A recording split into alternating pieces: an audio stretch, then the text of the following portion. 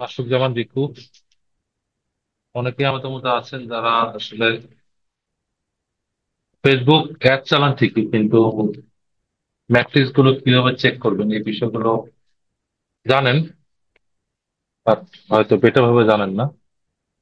সেজন্য আমি আপনাদের জন্য এই নতুন ভিডিওটা এনেছি। এই ভিডিওতে আমি দেখাবো আসলে আমাদের ই কমার্সের জন্য আসলে কি ধরনের ম্যাট্রিক্স গুলো সুন্দর করে গুছালে আপনি একটি ভিডিও ভালো চলছে কি চলতেছে না, আপনার ক্লিক কতটুকু আসতেছে, ল্যান্ডিং পেজ ভিউ কতটুকু আসতেছে, এটা কি ঠিক আছে কিনা, আপনার রিচের এগেনস্টে যে ল্যান্ডিং পেজ ভিউ আসার কথা, আপনার ইমপ্রেশন এগেনস্টে যে রিচ আসার কথা, সেই জিনিসগুলো প্রপার হচ্ছে কিনা, সেটার জন্য কিছু কাস্টম ম্যাট্রিক্স করতে হয়। প্লাস ম্যাট্রিক্স গুলো এমন ভাবে সাজাতে হয় যাতে আপনি বুঝতে পারেন কার উপর বা কার পরে কি যাচ্ছে এবং এটা কতটুকু ঠিক আছে এবং ম্যাপিং গুলো ওকে আছে কিনা।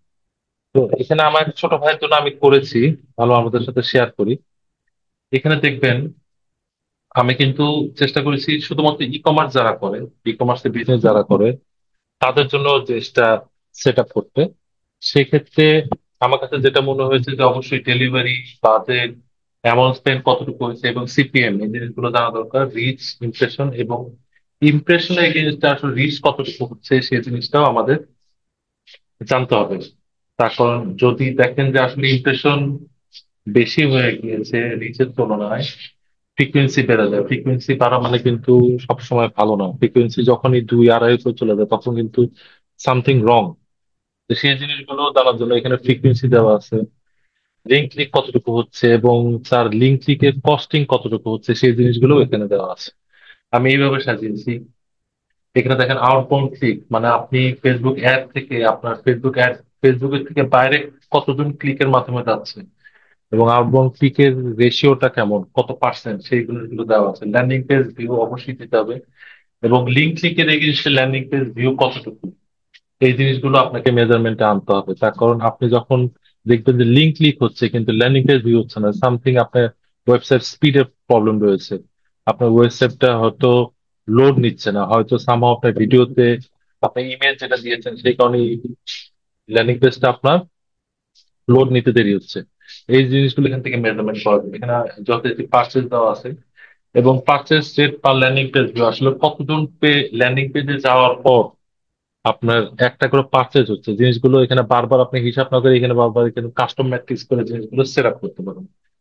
তারপরে আসলে ভিডিও, ভিডিও আমাদের জন্য অনেক ইম্পর্টেন্ট। আমরা যারা বাংলাদেশে ই কমার্স বিজনেস করি তাদের জন্য ভিডিও মোস্ট ইম্পর্টেন্ট। ভিডিও দিয়ে আসলে ভিডিও কি চলছে কি চলছে না, ভিডিও কতটুকু চললে আপনার অ্যাডের রেজাল্ট বেটার আসার পসিবিলিটিজ আছে, সেই জিনিসগুলো কিন্তু আপনাকে অবশ্যই মেজারমেন্টে আনতে হবে। এখানে যেমন দেওয়া আছে থাম স্টপ, আপনার ভিডিও দেখার পর কতজন থামছেন, এই জিনিসগুলো কিন্তু এখানে এই থাম স্টপ এর মাধ্যমে আপনি কিন্তু ডিটারমাইন করতে পারবেন, দেখতে পারবেন কতটুকু কি হচ্ছে।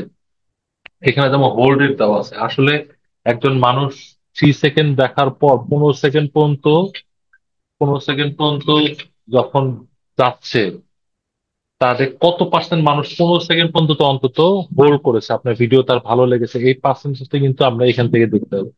ঠিক সেভাবে 50% যখন 3 সেকেন্ড দেখে ফেললো, তারপরে 50% ভিডিও কতজন মানুষ দেখেছে, এটাই হোল্ড রেটটা যদি আপনি ধরতে পারেন, তার মানে যদি আপনি হোল্ড করাতে পারেন তার মানে কি আপনার ভিডিওটা ভালো, ভিডিওটা ভালো কাজ করার পসিবিলিটিস রয়েছে।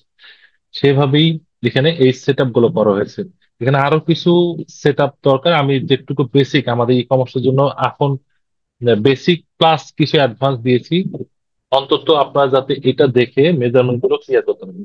দেখেন আমি এই আমার চার্টটা, আমার যে অ্যাড ম্যানেজারের যে সিকোয়েন্সটা, এটা কিভাবে সাজিয়েছি এখানে দেখা যাচ্ছে। দেখেন প্রথমে আমি কিন্তু রিচ ইমপ্রেশন দিয়েছি এবং রিচের এগেনস্টে কত পার্সেন্ট, ইমপ্রেশন এগেনস্টে কত পার্সেন্ট রিচ হয়েছে এটা কিন্তু এখানে দেখা যাচ্ছে 91%। আপনার ফ্রিকোয়েন্সি দেওয়া আছে, লিঙ্ক ক্লিক, যদিও এটা একটা ভিডিও ভিউ ক্যাম্পেইন, এখান থেকে আসলে আমাদের লিঙ্ক ক্লিক গুলো এত ইম্পর্টেন্ট না। আমরা এখানে মেইনলি ফোকাস দিব হচ্ছে আমাদের ভিডিওতে, আমাদের ভিডিও কত পার্সেন্ট মানুষ দেখতেছে এবং হোল্ড রেট কত। এখানে দেখেন সাম স্টপ, 37% মানুষ আমার ভিডিও দেখার পর আটকাচ্ছে। মানে আপনার সামনে ভিডিও যাওয়ার পর 100 জন মানুষের যে ভিডিও গিয়েছে তার মধ্যে 37 পিপল সেখানে হোল্ড করছে, আটকাচ্ছে, তারা এই জিনিসটা দেখছে আসলে কি জিনিসটা।